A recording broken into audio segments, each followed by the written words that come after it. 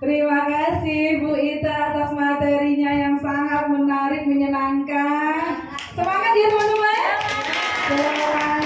Yuk kita kasih tepuk wow deh Bu Ita. Hadiah buat kita. Yuk tepuk wow.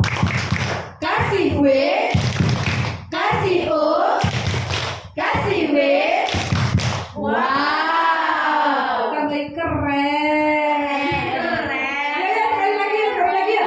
Tepuk wow, kasih W, kasih O, kasih W. Wow, keren.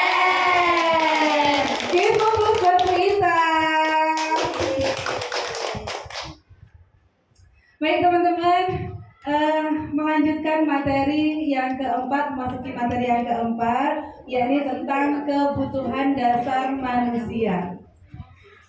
Menurut Dr. William Glasser, kebutuhan dasar manusia ada 5, yakni bertahan hidup, kebutuhan akan kebebasan, kebutuhan akan penguasaan, kebutuhan akan kasih sayang dan rasa diterima, dan kebutuhan kesenangan.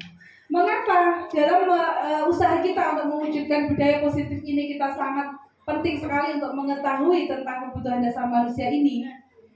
Karena pada dasarnya setiap individu, setiap anak, setiap kita pasti ketika melakukan suatu perbuatan pasti memiliki alasan, pasti memiliki tujuan. Entah itu perbuatan baik ataupun perbuatan yang negatif, pasti di situ mempunyai alasan. Misalnya seorang pencuri. Orang mencuri pasti dia punya alasan. Dia pasti punya tujuan. Kira-kira tujuannya apa ya orang mencuri? Untuk bertahan hidup, untuk mungkin karena ekonominya masih kurang dan seperti itu. Jadi setiap orang pasti ketika melakukan suatu perbuatan, baik perbuatan positif maupun negatif, mereka pasti memiliki alasan dan tujuannya.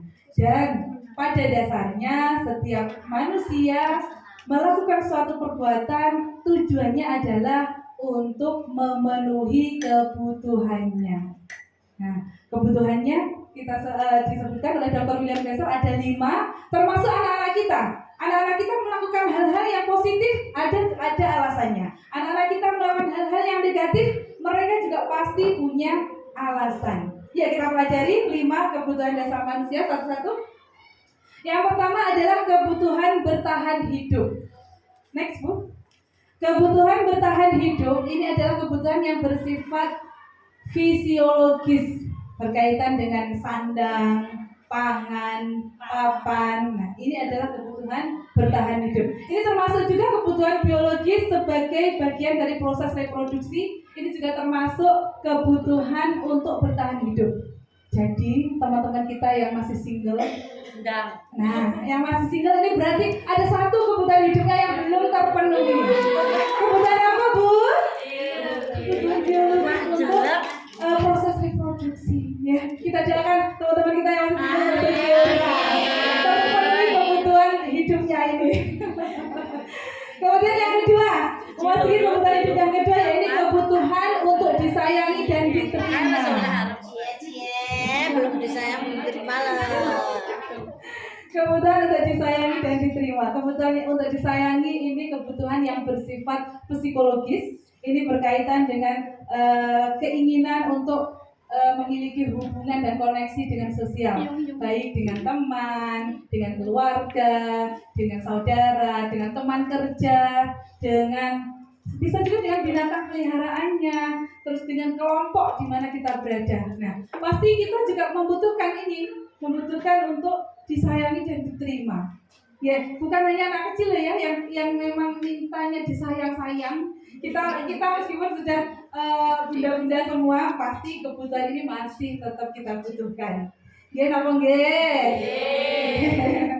Oke, yang ketiga adalah kebutuhan penguasaan. Nah, kebutuhan penguasaan ini juga kebutuhan yang bersifat psikologis. Ini berkaitan dengan keterampilan, berkaitan dengan kompetensi. pastilah dari kita semua pasti ingin memiliki kompetensi, ingin memiliki keterampilan. Pasti kita butuh untuk terampil, butuh untuk diakui prestasi kita, didengarkan, memiliki rasa harga diri. Dan masing-masing kita pasti punya caranya masing-masing bagaimana kita memenuhi kebutuhan agar terampil ini, agar kita memiliki penguasaan. Misalnya kita sebagai guru, kita ingin memiliki satu keterampilan, kita ingin menguasai satu kompetensi.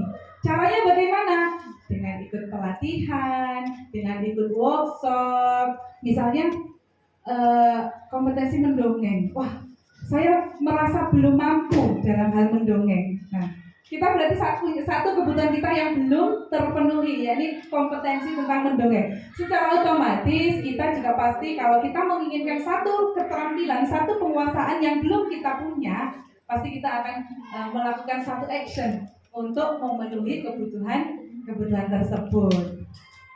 Kemudian kebutuhan yang keempat adalah kebutuhan untuk bebas, yakni kebutuhan yang bersifat psikologis juga. Ini berkaitan dengan kemandirian, otonomi, memiliki kebebasan untuk menjalankan kehidupannya. Sudah pasti manusia pasti memiliki keinginan untuk hidup bebas, menentukan arah hidupnya masing-masing tanpa terpengaruh oleh orang lain. Ya, pasti kita juga memiliki membutuhkan kebutuhan ini. Nah, selanjutnya kebutuhan yang kelima adalah kebutuhan akan kesenangan. Nah, kebutuhan kesenangan ini juga pasti kebutuhan yang bersifat psikologis, untuk bermain, untuk tertawa, healing, betul. Dan kebutuhan akan kesenangan ini juga tidak hanya diperlukan oleh anak-anak. Kita sebagai orang dewasa pun masih loh memerlukan kebutuhan akan kesenangan ini, gitu. Dan untuk memenuhi kesenangan ini kita juga memiliki macam-macam rupa ya. Sumber kesenangan kita pasti berbeda-beda. Ada yang senangnya karena beli baju baru, ada yang senangnya healing bersama teman, ada yang senangnya kopi, ada yang senangnya mungkin drakor. Nah, jadi masing-masing kita pasti memiliki kebutuhan akan kesenangan untuk bermain, tertawa. Sudah terbukti. Kita kemarin belum lama ada kegiatan outbound. Sebenarnya outbound itu main sama anak-anak ya, tapi ternyata kita juga tetap senang, ya kan? Tetap enjoy, tetap menikmati kegiatan tersebut. Itu menunjukkan bahwa kita meskipun sudah menjadi manusia dewasa tetap membutuhkan kebutuhan akan kesenangan. Apalagi anak-anak kita, anak-anak PAUD, sudah pasti mereka kebutuhan kesenangannya lebih tinggi lagi daripada kita. Oke. Selanjutnya, next book. Ya, kita analisis satu kasus. Tapi sebelumnya kita ingat-ingat dulu ya, 5 kebutuhan dasar manusia ada apa saja, Bu? Bertahan hidup, kasih sayang, kebebasan, kasih sayang dan ingin diterima, kesenangan, penguasaan atau keterampilan, kita analisis kasus ya. Kira-kira kalau kita menghadapi kasus anak kita yang seperti ini, kita identifikasi sebenarnya anak kita melakukan hal tersebut itu karena kebutuhan apa sih yang sebenarnya pengen dia penuhi sehingga dia melakukan hal tersebut. Oke, jawabannya boleh ditulis di sticky note yang dibagi, diedarkan ya teman-teman. Minta tolong disiapkan pulpennya untuk menulis. Gambar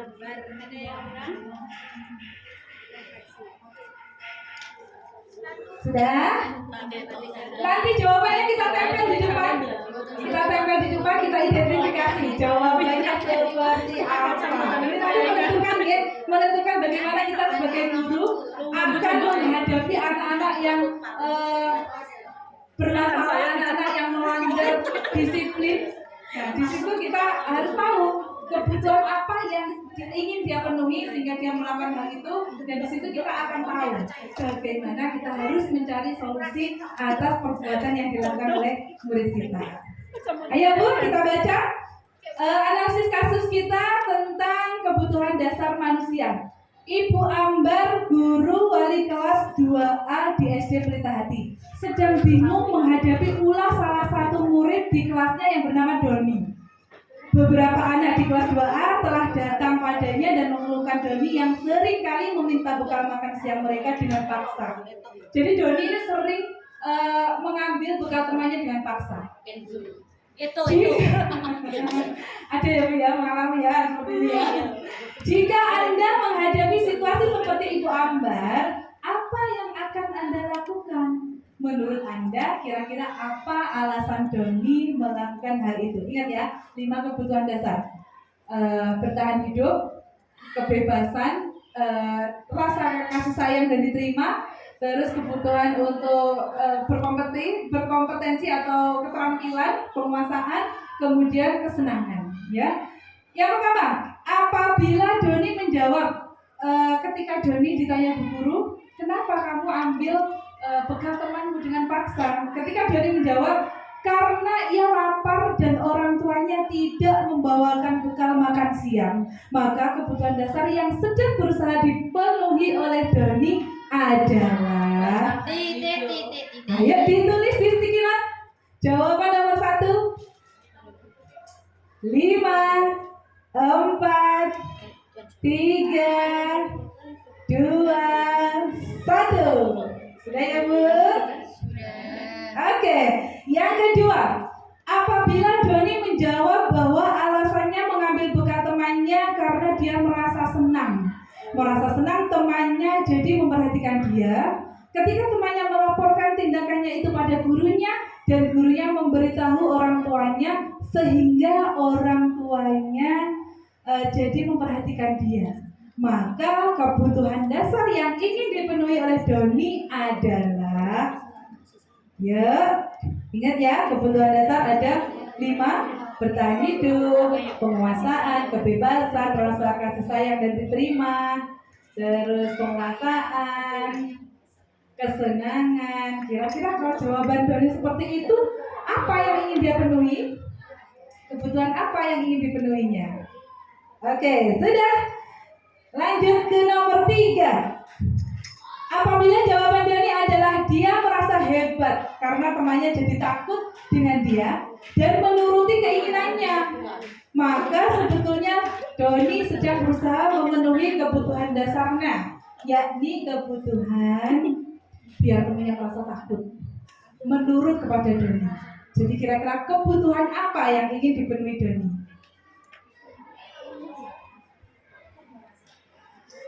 5, 4, 3, 2, 1, stop. Yang keempat. Sudah ya Bu? Yang keempat yuk. Bila jawaban Doni dalam kasus di atas adalah bahwa dia merasa bosan dengan bekal makanan yang dibawakan ibunya dari rumah, karena ibunya selalu membawakan bekal yang sama. Oleh karena itu dia ingin mencoba makanan teman-temannya yang beraneka ragam. Maka Doni sedang ingin berusaha memenuhi kebutuhan apa? Ya. Jadi sebenarnya dibawakan bekal, tapi bekalnya sama, sering sama. Akhirnya Doni merasa bosan dan dia akhirnya merebut bekal temannya yang beraneka ragam. Ya. 5, 4, 3, 2, 1, selesai. Yang kelima, bila Doni menjawab bahwa ia melakukannya karena iseng saja, dan ia menikmati ekspresi wajah teman-temannya yang kesal karena diambil makanannya, dan menurut dia ekspresi teman-temannya itu lucu. Dia melihat ekspresi teman-temannya yang bekalnya itu lucu. Itu. Maka kebutuhan yang ingin dipenuhi Doni adalah 5, 4, 3, 2, 1, stop. Ya teman-teman, tempel jawabannya di depan. Nanti akan kita identifikasi jawaban dari teman-teman semua. Bahasa, ganti nama Bebas aja. Pulas ini. Kasih nama dan takut.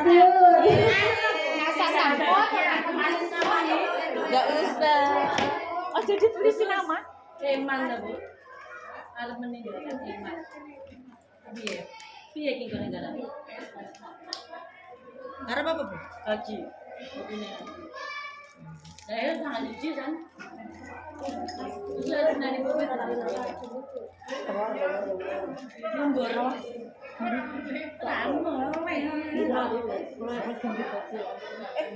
Langsing ya. Bekam, ninggal lo.